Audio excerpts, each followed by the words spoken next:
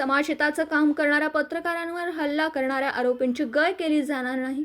कुपवाड आणि टाकळी येथे मारहाण प्रकरणातील संशयित आरोपींना अटक केली आहे. त्यांची चौकशी करून त्यांच्यावर कठोर कारवाई केली जाईल अशी ग्वाही पोलीस अधीक्षक संदीप घुगे यांनी पत्रकारांच्या शिष्टमंडळाला दिली. गेल्या 2 दिवसात 2 पत्रकारांवर झालेल्या हल्ल्याची पोलीस अधीक्षक संदीप घुगे यांनी गंभीर दखल घेतली आहे. सकाळचे कुपवाड येथील बातमीदार ऋषिकेश माने यांना काल मध्यरात्री गुंडांच्या टोळक्याने मारहाण केली.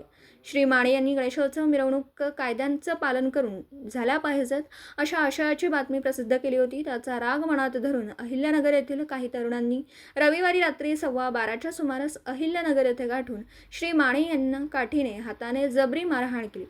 यात ते गंभीर जखमी झालेत.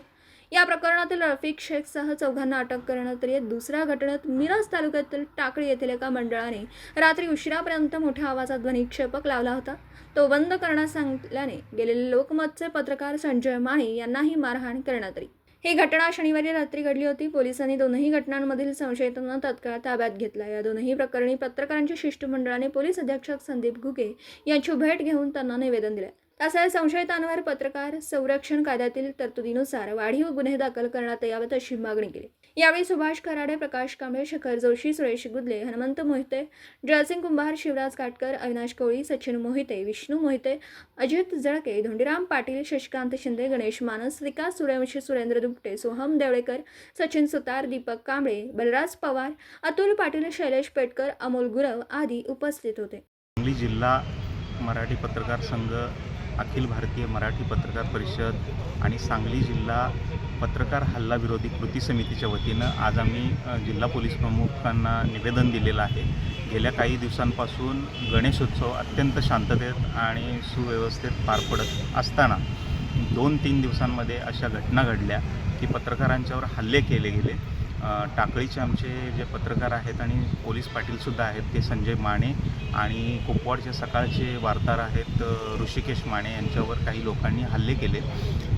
या हल्ल्याप्रकरणी जे कारण पुढं आलं ते त्यांनी ध्वनिक्षेपकाला विरोध केला. नियमानुसार तुम्ही बंद करा अशी विनंती केली होती आणि त्या विनंतीमुळं काही लोकांना राग आला आणि त्यांनी या दोन्ही पत्रकारांच्यावर हल्ले केले.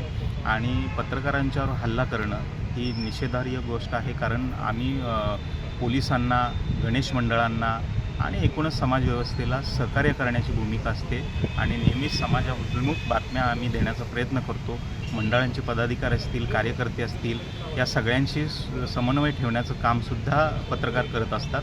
त्यामुळं अशा प्रकारची हल्ल्याची घटना आम्ही खपवून घेणार नाही. यापुढेसुद्धा आमचा अशा घटनांविरोधातला लढा सुरूच राहील. आमचे सी न्यूजचे पत्रकार आहेत दीपक कांबळे, त्यांनासुद्धा गेल्या काही दिवसांपासून धमकावण्याचे किंवा त्यांची बदनामी करण्याचे प्रयत्नसुद्धा काही लोकांकडून झाले. त्याच्याविषयीसुद्धा आम्ही जिल्हा पोलीस प्रमुखांना निवेदन दिलेलं आहे की अशा प्रकारची पत्रकारांची बदनामीही थांबवावी. त्यांना धमकावण्याचे जे प्रकार आहेत त्यांना कुठेतरी आळा बसावा म्हणून पोलिसांमार्फत कठोर कारवाई अशा लोकांच्या विरोधात करावी अशी आम्ही मागणी केलेली आहे.